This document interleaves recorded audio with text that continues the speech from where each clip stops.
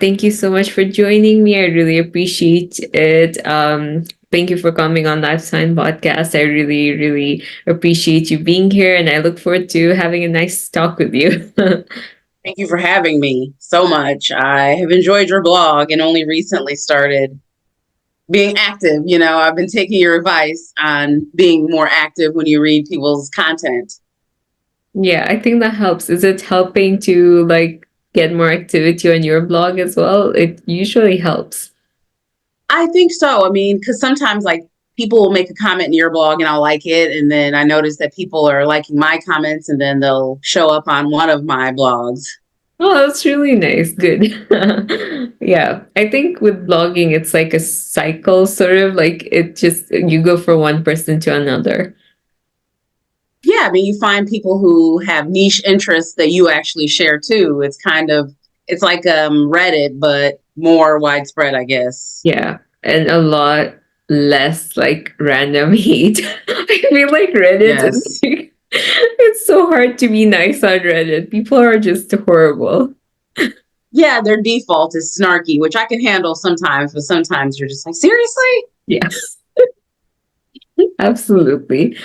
So do you want to start by telling us a little bit about yourself? Sure. I'm Natasha.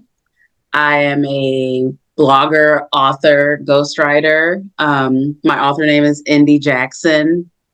I am a vegan, a traveler, a lover of books, true crime, history. That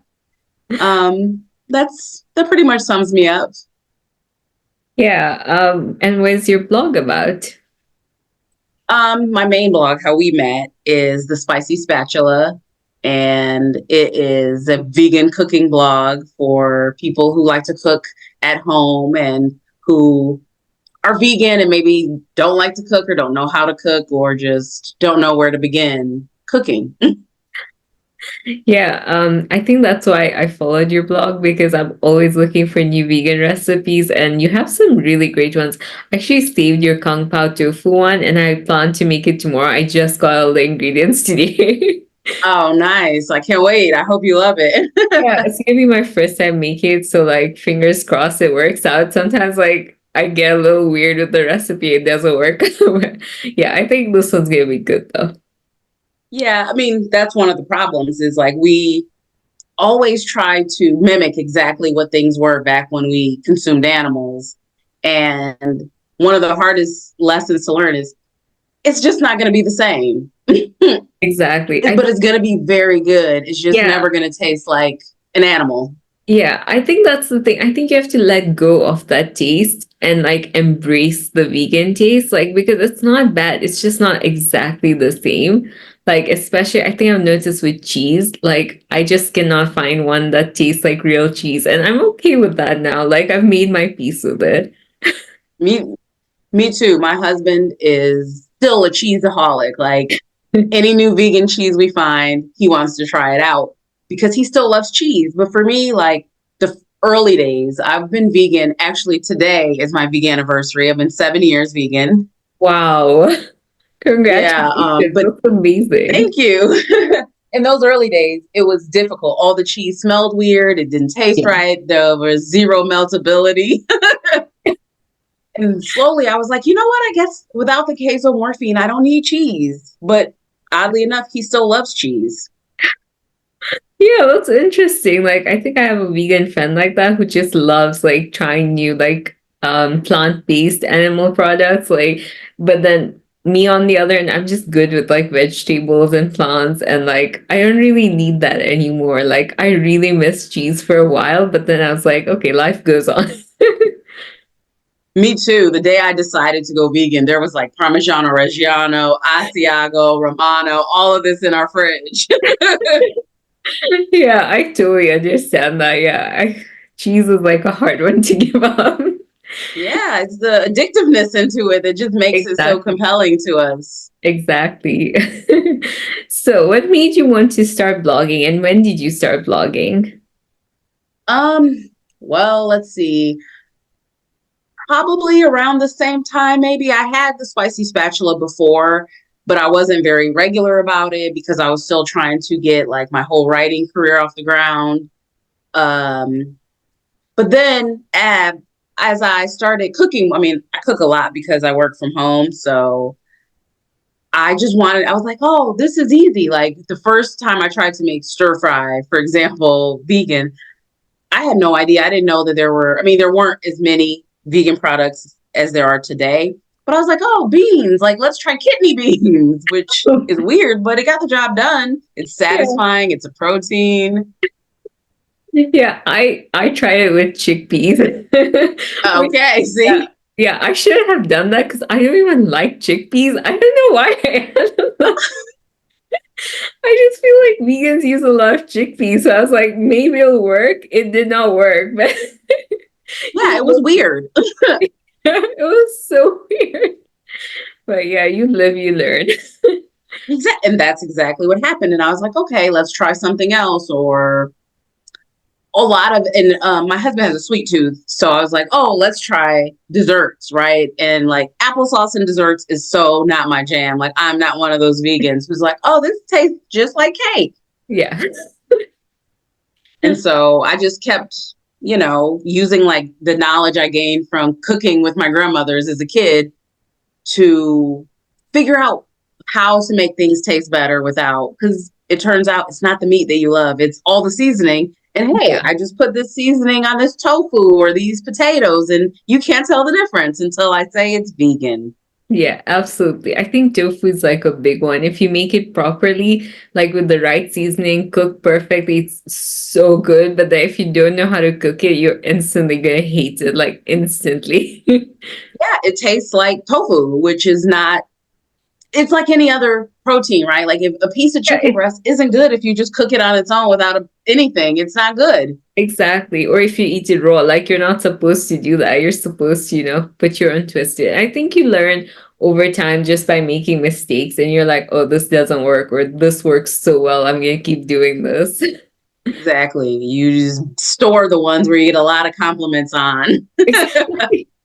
I think one thing I love about your recipes is that it's really doable. Like a lot of people use like really fancy ingredients that I like. Personally, like living in East Africa, where like most people, like the majority of people are not vegan or even vegetarian, like it's hard to find some of these things. It's easier now, of course, like things Yes. get better, but like it's still hard to find. So I really appreciate it. Like you keep it simple, you use like everyday products that most people can find. So I really love that. I mean, I have to sometimes. Like, we lived in Germany when I went vegan, which was actually probably one of the best places in Europe to go vegan because literally, like, a half a kilometer from our apartment was one of the first vegan, like, stores. Wow, that's really And cool. yeah, it was great. But, like, it didn't come until like 2018. So until then, I was still learning, but there was still German ingredients, not a lot. And German is they're a very meat centric society. Yeah, I think And the most same of now, I'm in Romania, and my husband and I joke that the Romanian national vegetable is pork because there is so few vegetables, even like at restaurants, at family gatherings. And so them. here it's hard to find any fancy ingredients. Yeah, yeah, for sure. I think most countries, like, it's hard to find your ingredients, like vegan ones, or like even I think with the language barrier, like, it's hard to check the ingredients and make sure because you have to, like, once you go vegan, you're like constantly checking ingredients for everything. I think I've learned how to say like milk in about 12 languages at this point, just because you're looking at the back of ingredients and you need to know, is there milk in this? Absolutely, yeah. Um, so what advice would you give to someone trying to go vegan? The first thing I would say is keep it simple.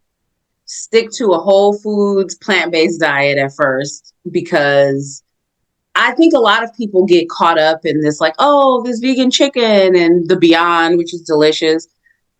But once you know you can do it at its core, you'll be able to do it. And then you can play with things and add more to your diet, because I think that keeping it simple will, I think is just it makes you feel good and you know that you can do it. And Yeah. then after that, you're just like, now it's part of your life. And the same thing with any new thing where you're like, I just don't know what to do. So I'm just going to keep it simple. And then when you know everything else, it'll be much easier and you'll know that you can stick with it. You won't be a vegan who's just like, I can't be without this, because there's always going to, not always, but now there's often food shortages when it comes to vegan products. Like, there's a lot of, vegan subreddits and Facebook groups, and people like, we buy, when I find my unsweetened oat milk, I get a lot of it because it goes out so quickly. Even though there's not a lot of vegans, there are a lot of lactose. I mean, most people are lactose intolerant. Yeah. And now that they know that, they swarm the vegan milk, the plant milk aisles at the grocery store. Absolutely. I couldn't get soy milk for like a month, I think. Like it was crazy. And it's like Yeah, locally made too, so it's just local people buying it, which is just yeah. But I mean, in Africa too, because most people can't really process oh, absolutely. dairy. And like And animal now that products. they have a choice, they're choosing to not have discomfort in their stomachs. Yeah, absolutely. And the same with like most animal products. Like I've seen so many people slowly give up animal products, or at least like decrease them a lot, just because like it makes you feel sick. Like a lot of people are getting so many illnesses from animal products. I think a lot of people are now like more enlightened with like plant-based diets are like much healthier for most people. Agreed. I mean, I find that's also a more compelling argument for a lot of people than do it for the animals, which, it's always a consideration. But a Yeah. lot more people, like when people ask me about my weight loss, about why I look how I look, I'm like, I went vegan. That's the number one thing. Yeah. It was the opposite for me. I didn't care about health at all. Like I didn't even think of it. It was for the animals. Like I just remember seeing like a video of like how cows are treated in like these big factories and stuff. And I was just like, I actually studied it in like my sociology class. Like I studied like animal abuse and stuff like that. I was just like, Mhm. yeah, no, I don't want to be part of this like at all. Yeah, Yeah. that was a consideration for me, but honestly, it was the hearing about the health improvements. Yeah. And at the time, I was very fat, not very healthy. And I was on the brink of having a lot of illnesses that run in my family. I was like, I do not want that. I can't do that. So I was like, I'll give it a try and see. And that was 7 years ago. That's really great. Have you seen like health improvements? Because like personally, my allergies somehow just went away after I stopped like eating animal product, like taking animal products, and then like my eyesight is getting better. Like my optician's like, "What are you doing? Like your numbers are literally reversing." So I was like, "I don't know." I know that happened to me too. Even my husband still jokes about it to this day. Like, your eyesight got better. That is not a thing that happens. And I'm over 40. So, like, it really doesn't happen. Yeah. Usually it gets like worse the older you get. Like, so it's kind of crazy. I wonder if there's like a link to that. Like people need to study that. I think so too, because you're the second person that's not me that this has happened to. I have another blogger friend, and she's in her, I want to say 50s or 60s, and it happened to her too, Oh, that her wow. eyesight improved. Yeah. That's really cool. Yeah, someone should actually study how that's happening. I think so. I mean, that was just an unintended consequence. But when I started to transition to vegan, like I was on the cusp of high blood pressure Oh, and diabetes. I was pre-diabetic. And both of those are things that a lot of people in my family have on both sides. And so I knew what the future would look like. And now it's not a thing. Like I do blood tests once a year, and I go to the doctor because you have to, but like I don't have any of those. Like I am nowhere near problematic in any of those levels at all. I mean, I also dropped like over 100 pounds, like wow. 52, 54 kilos. That's amazing. That's incredible. Wow. I Yeah. mean, it was easy first because, meat sticks with you for so long and Oh, vegetables are yeah. just like, psh. Yeah. But also it allowed me to lose weight, which allowed me to move around a lot more. And those two things go very much hand in hand. And Yeah. I don't get lethargic after I eat, which means I get a lot more done in the evenings, which when you have multiple jobs is a very good thing. Absolutely, yeah. So what is your favorite vegan dish to make? Um, If you have a favorite. that's a hard one. To make, I really love curries. Yeah. And I make up curries in my head. I use like Indian curry, I use Asian like Thai curries, Jamaican curries. Yeah. But my probably favorite is aloo gobi because it's potatoes, it's cauliflower, and those Yeah. are hearty and Yeah. delicious. Like it's like comfort anytime. Oh, absolutely. Yeah. I don't know. I don't like potatoes in curries, so I just make gobi on its own, like cauliflower on its own. But that's still comforting to me. Like I think curries are so easy to make. Like it's like the best go-to vegan food. Like, and my mom says like you can curry anything. Like the other day we made an apple curry and it was still really good. Yeah, like they're very popular in like the part of India my mom is from. So like you can Mm. curry anything. I love that. I would have never thought to put apples in it, but we love curries in this house. Yeah. Um, you also mentioned you're also a writer and you have a book out called Make Me Want to Love You, which is really cool. Congratulations on that. Thank you. Want to tell us a little bit about your book? I would love to. So it is book two in my Emerald Creek series, and it's a small town romance, which is kind of like my niche. I have books that aren't small town, but most of them are small towns. Shayna is the best friend of the heroine from the first book, and she actually wasn't the reason I wanted to do this book. Burke is. I found him a compelling character when I was writing, and I knew he was going to be book two. I just didn't know who he was going to be with. I think sometimes it comes to you as you're writing. Yeah, I didn't even figure it out until the epilogue for Best of My Love. And then I kind of knew, I was like, oh, that's going to be the story. That's really great. I think I have to purchase both those books because I love like those are like the kind of books I love. Yeah. Mm-hmm. So I'm definitely gonna be getting those. Do you want like if someone wanted to purchase them, how would they do it? Like I'll link everything, but just in case. Mostly I sell through Amazon because it's, easiest. Yeah. But you can always contact me directly for it. And the paperbacks are available in other retailers. I've seen them. Like I didn't do that myself, but they are available. Like I've seen Barnes and Nobles and Kobo if you want a paperback. But ebooks, mostly it's Amazon for now. But because it just went out, I'm sticking to it so that people who have Kindle Unlimited can also read it. But after that, it will probably be available in all the other digital retailers. Okay, that's great. Like I'll link it down below if anyone's interested. I think you should definitely check it out. What was the writing process like for you? Usually I kind of have an idea of where I want to go with the story or what I want to do. But you always have to have like a business mind towards it. So I hadn't planned necessarily to do a second one, but I knew it would be Burke if I did. But then it did very well. So I was like, okay, I'm going to do that. And I only knew a couple things, right? That Shayna she's a single mom at this point, but she wasn't single when we met her in the first book. And they both had very terrible betrayals in previous relationships. So neither of them were looking. And I just wanted to run with that. Like everyone's always looking for romance or to settle down.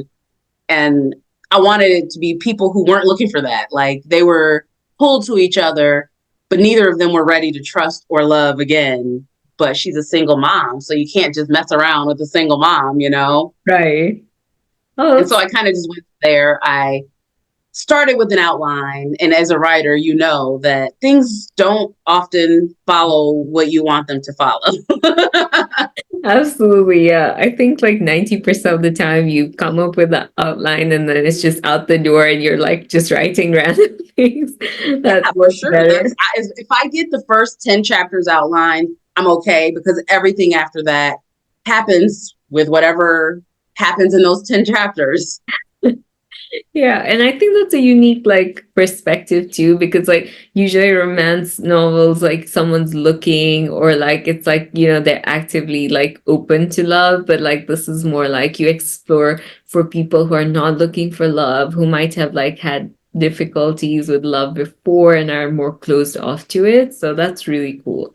So what are some of your long-term goals with writing and blogging?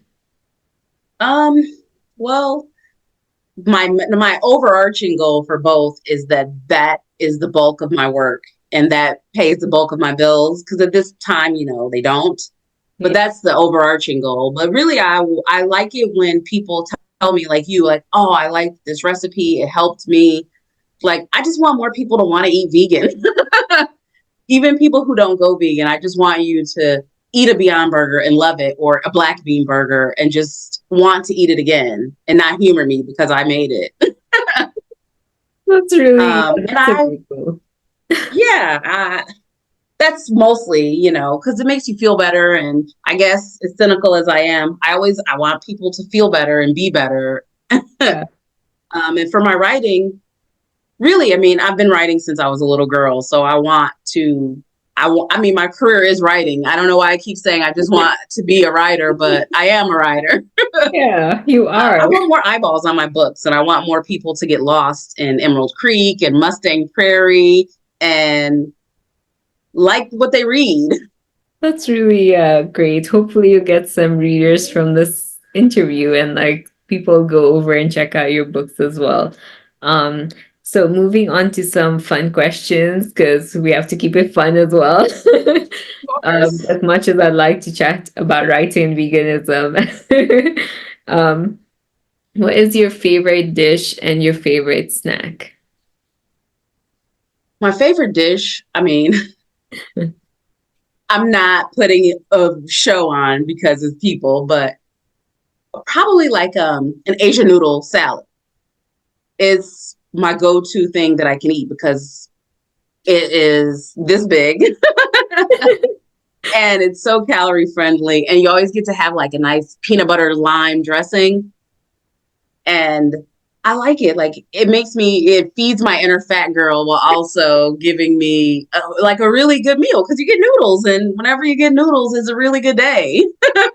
And I feel like it's so refreshing too. Like the flavors, like Asian flavors in general, it's so refreshing. Like you don't feel like crap after eating like a big amount of food. You just feel so good.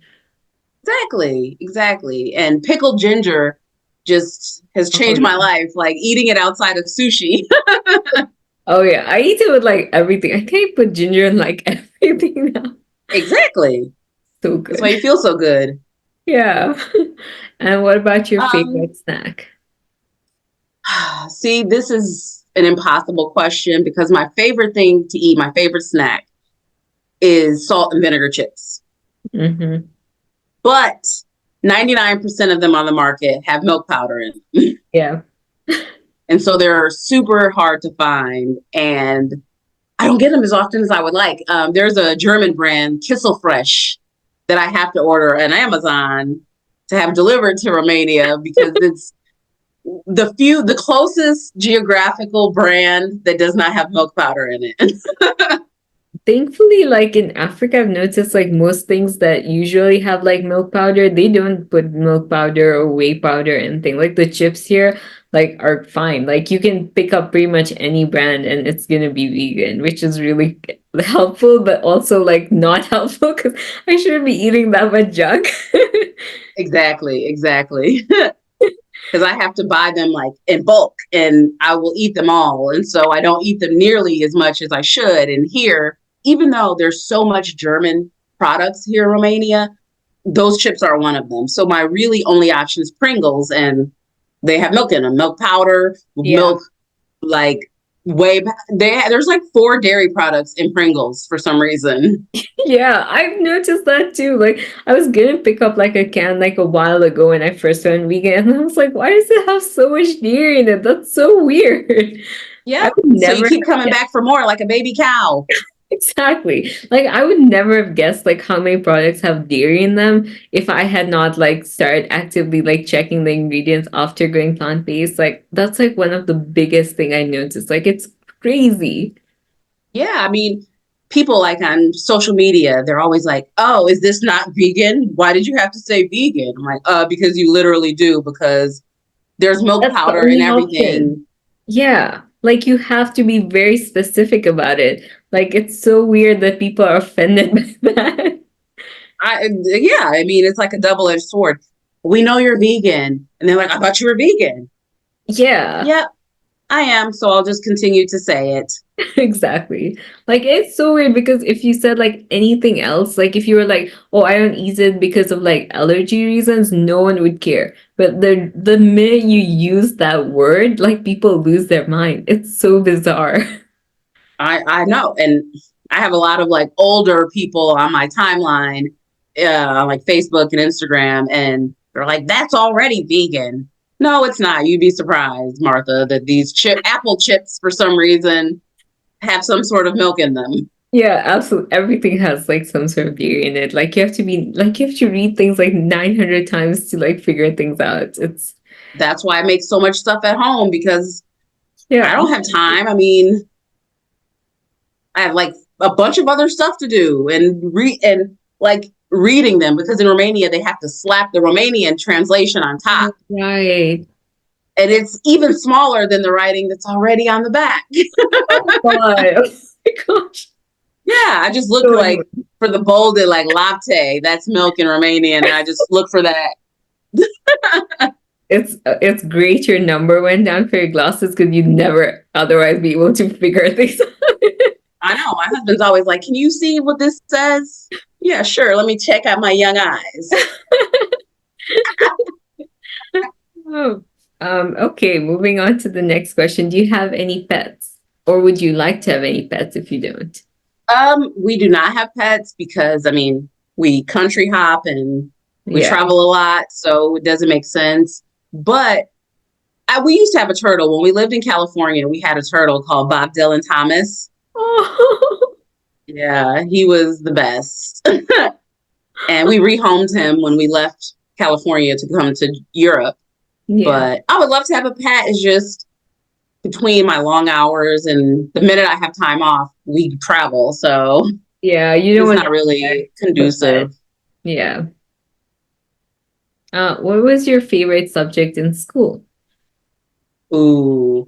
Um, it was both was English literature and history. Those were my two favorite subjects. And um I obviously did very well at them and I was writing, both allow you to write and feed the nerd in me. Yeah.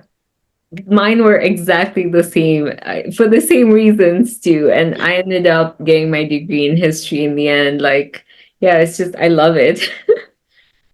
I chose political science as my degrees for Very that similar. reason. Yeah. Yep. Um, what was your dream job as a child? Ooh. I always wanted to be a writer and I wanted to be at the same time a criminal profiler for the FBI. Oh, wow. That Yep. would be cool. You come up with the Yeah, best book ideas. Like you get so many ideas. exactly. That's what I always think of. And I mean, I'm not upset that I didn't do it, but when you're a kid, you think you can do four things at once. I want to be a Yeah. firefighter and a ballerina. Yeah, absolutely. I thought it'd be a like a vet or like something to do with animals, and I realized, oh, I'm bad at the sciences. Right? Yeah, Me too. And I only got better at them as I got older and school was no longer a thing in my life. yeah, absolutely. Oh yeah, like it's crazy how many things I'm interested in now that I don't have to actively study it for exams. Yeah.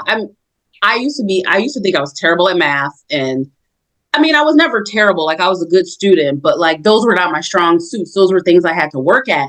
And now I feel like I can talk about a lot more subjects with not necessarily authority, but just with a lot of knowledge on them. Yeah.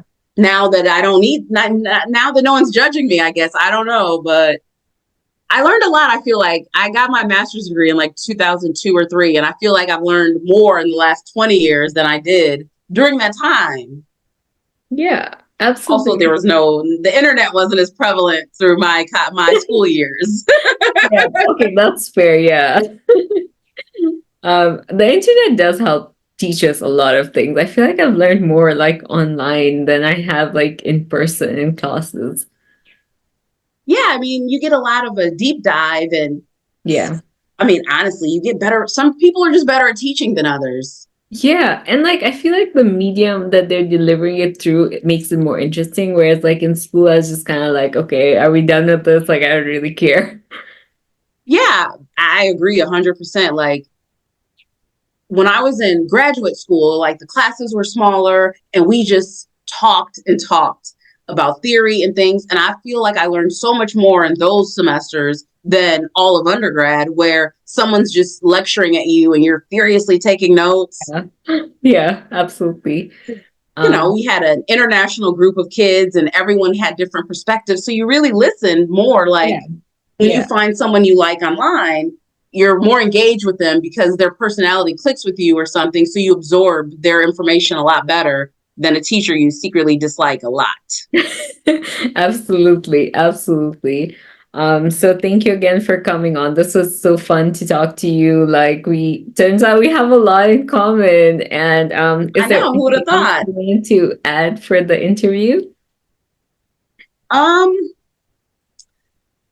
no, please buy my books, come to my blog, come to my websites. And if there's any international vegan recipes that you'd like me to try, please give me the information. Like I want to be exposed to more cultures that I haven't yet explored, and I would love to be able to veganize those foods so that we can eat them.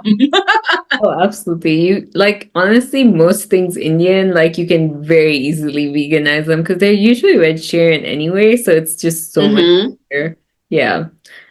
So thank you for being here. I'm gonna add like links to your books, to your site, to everything. If anyone is interested in checking it out, do that and check out recipes. They're really great.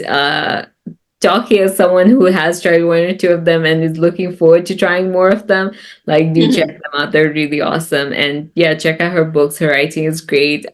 So yeah, I think this is a good place to end the interview. Thank you for having me, and good luck on your book as well. Thank you so much.